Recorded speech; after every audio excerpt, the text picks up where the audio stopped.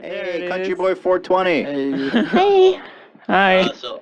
I was wondering about for Dunkey. I was wondering how like in a community such as gaming, when it's kind of like overdone, I guess. Like, how do you like differentiate, I guess, from all the other channels? Cool. Nice question. Thanks, Doug. Just try. Just try.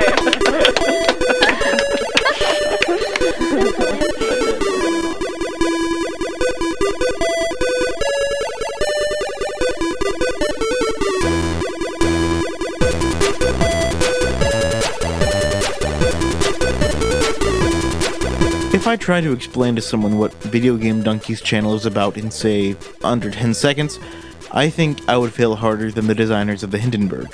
His style and personality are recognizable in an instant, but when you try to break down his content to figure out what ingredients go into his video making recipes, you end up with one of the weirdest cookbooks imaginable. For instance, obviously his main focus is video games, but only most of the time.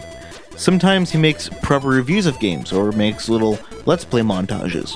But then when you accidentally autoplay into the next video, you get slack-jawed by, well, for lack of a better description, complete and utter nonsense. Even though some of it still freaking slaps. Dunkey, aka Jason Castro, aka Funny Spaghetti Meatballs Guy, breaks almost all of the conventional rules of YouTube on his channel.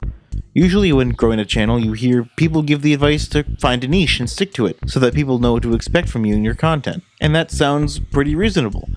But then Dunkey comes along and says, no thank you. Screw this, I'm gonna make this. When it comes down to it, Dunkey has cultivated an online brand founded upon consistent inconsistency, and somehow this anything goes approach works, at least for him.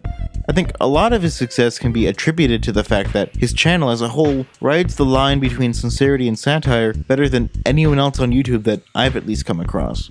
His dunk views for games, for example, are succinct yet informative and proves that he has a brain.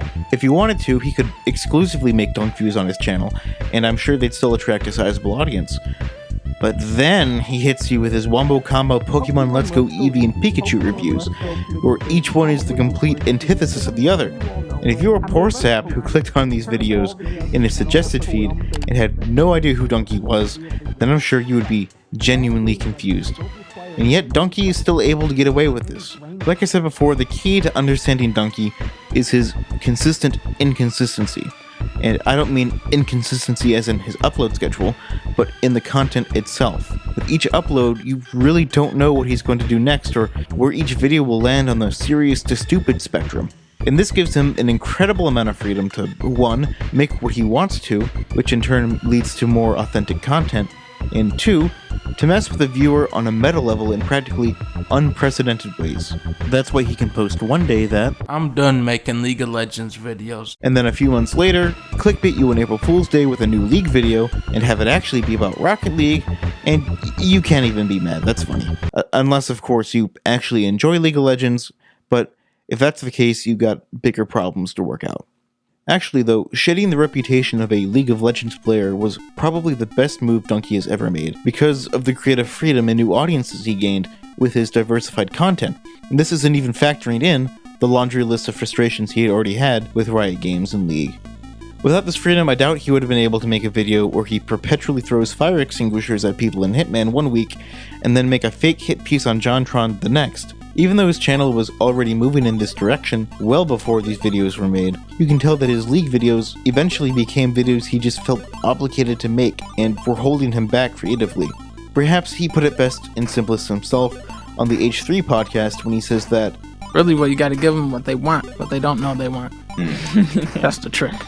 this is a very Steve Jobsian way to go about making things. Not relying on things that you know already work, but trying to find the limits of one's style for the sake of discovering something new. And yes, perhaps I'm over-exaggerating a little bit on just how diverse his content is.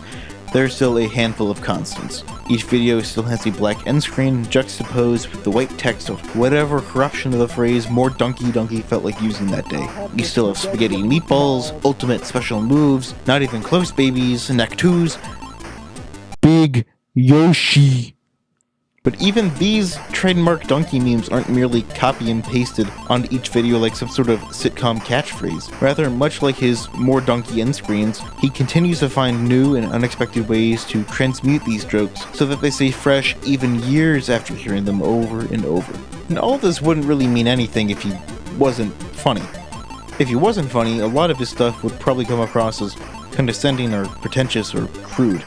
But at least in my opinion, and the opinion of many others I assume, he is funny.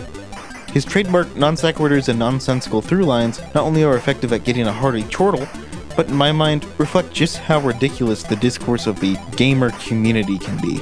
The jokes are funny because, even with his most absurd lines, I'd be willing to wager that some 9-year-old YouTube commenter has probably also made the same points in sincerity. And sometimes it's not even because of something he says or does. Sometimes all he has to do is point his finger or hoof, I don't know, at something or someone, and they make fools of themselves, like in his Gamer Critic YouTube comment and Dunkey clone videos. Of course, the jokes he brings to the table also help, and his unique brand of humor combined with his self-awareness as a YouTuber allows him to make truly one-of-a-kind content.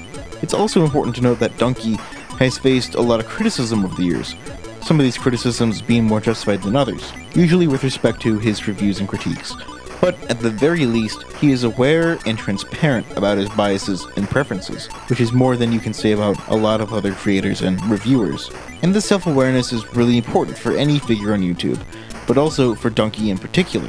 Dunkey obviously has a very good understanding of his own humor, and has high standards for his own content, and his intuition forces him to curate only the best gags or points in his videos. That's why almost all of his videos are around 5 minutes long, if that. There's no filler, no fluff, just the good stuff. And without the self-awareness, he probably wouldn't be making videos that he himself really enjoys, and in turn, we probably wouldn't enjoy them either. Instead of having a style that is widely imitated, I suspect that he would be the imitator, creating content that would be much more inauthentic and removed from himself. Sure, maybe production quality isn't his forte, and sure, sometimes he can go a little all over the place in his videos, but in the end, this doesn't really matter, because in his videos, it is a little something for everyone.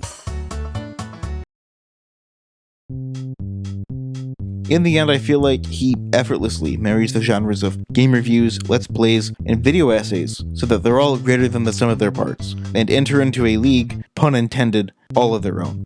He's been one of the few YouTubers, for me anyway, who I watch almost religiously, because 1, I never know what he's going to make next, and 2, even though I don't know what he's going to make next, I know that it's going to be guaranteed to make me smile, or at the very least, lead me to think differently about some topic.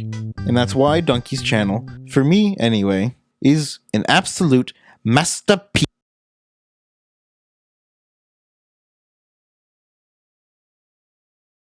Actually, just kidding. His only good video is Relaxing Space Safari. Okay, goodbye. Because a lot of times you do something that's kind of a parody, and then there's kind of not, and kind of is. Like, there's a lot of layers to it. So I feel like maybe for some people it's easy to, like, miss the point.